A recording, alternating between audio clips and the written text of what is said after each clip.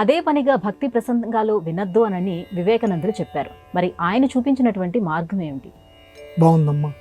వివేకానంద స్వామి ఈ ప్రపంచానికి ఒక దీపధారి. దీపధారి అని అంటే రఘువంశ మహాకావ్యంలో ఇందుమతీదేవి స్వయంవరంలో ఒక పక్క రాజులందరూ కూర్చొని ఉంటారు, ఇందుమతీదేవి నడుస్తూ ఉంటుంది. ఎవరి ఇష్టమైతే వారి మెడలో దండ వేయాలన్నమాట. ఇందుమతీదేవి ఏ రాజు దగ్గరికి వస్తుంది, ఒకసారి ఇలా చూస్తుంది, అతన్ని చూసి పక్కకి వెళ్ళిపోతుంది. ఆవిడ పక్కకి వెళ్ళిపోవటంతో ఆవిడ దాటి వెళ్ళిపోయినటువంటి రాజుగారు ఎవరైతే ఉన్నారో అతని ముఖం నల్లగా మాడిపోతుంది.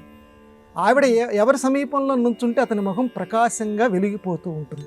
అంటే ఆవిడ దీపం ధరించినటువంటిది, ఒక దీపపు ప్రకాశము, ఆవిడ ఉంటేనే వెలుగు అని అర్థం. అలాగే వివేకానంద స్వామి కూడా దీపశిఖ, ఈ ప్రపంచానికి మనందరికీ మార్గం చూపించేటువంటి వాడు.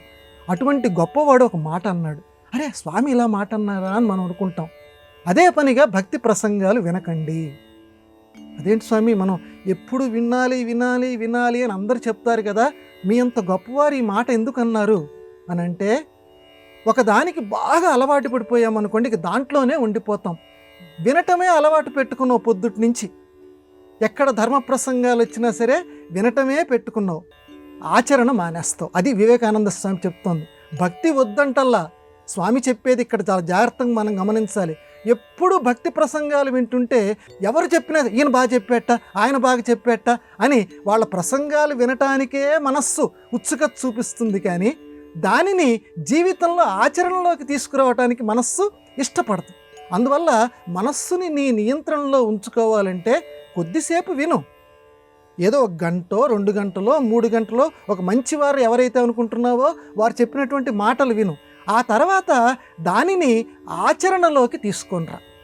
ఏదైతే విన్నావో ఇంద్రియ నిగ్రహం కలిగి ఉండు, నీ మనస్సుని నీ స్వాధీనంలో ఉంచుకో, ఇవే కదా అందరు చెప్పేటువంటి మాటలు. దానికి రకరకాల దుస్తులు తొడుగుతారు. అది ముందు నీలో రావాలి కదా, ఇంద్రియ నిగ్రహం నీలో రావాలి. అందుకు నువ్వేం ప్రయత్నం చేస్తున్నావు? ఒక యోగం చేస్తున్నావా, ఒక స్థిరాసనం వేసి కూర్చుంటున్నావా? ఇలాంటి ప్రయత్నాలు నువ్వు యోగానుసారం చేస్తే అప్పుడు ఆ ప్రసంగాలు విన్నటువంటి ఫలితం వస్తుంది. అందువల్ల అదే పనిగా పొద్దున 6 గంటల నుంచి మనం నిద్రపోయేంత వరకు గనక భక్తి ప్రసంగాలు వింటుంటే ఎప్పుడు వినబుద్ధియే వేస్తుంటుంది, ఆచరణ దెబ్బతింటుంది. అది స్వామి వివేకానంద చెప్పింది. అంతేగాని భక్తి ప్రసంగాలు వినవద్దని ఆయన ఎప్పుడు చెప్పలా. కొంతమరికే వినండి, కొంత జీవితంలో స్వానుష్ఠాన వేదాంతము గొప్ప పదాన్ని ఈ లోకానికైనా బహుమతిగా అందించాడు. ఏదైతే వేదాంతం నువ్వు నేర్చుకున్నావో, వైరాగ్యభావం ఏదైతే నేర్చుకున్నావో దానిని జీవితంలో అనుసరించడానికి ప్రయత్నం చేయి. దొంగతనం చేయకూడదు. ఎప్పుడు ఇతరుల వస్తువులు తాత్కాలికం ఈ లోకంలో అనేది ఉందనుకో, ఏదైనా వస్తువు ఇతరులది కనపడితే ఏముంది, ఇది నశించిపోయేదే కదా, దాన్ని జీవితంలో ఆచరణలో పెట్టు. ఆ రకంగా చెయ్యి అన్నారు. కానీ అంతేగాని భక్తి ప్రసంగాలు వినవద్దని కాదు ఇక్కడ మనం ఆంతర్యం అర్థం చేసుకోవాలి.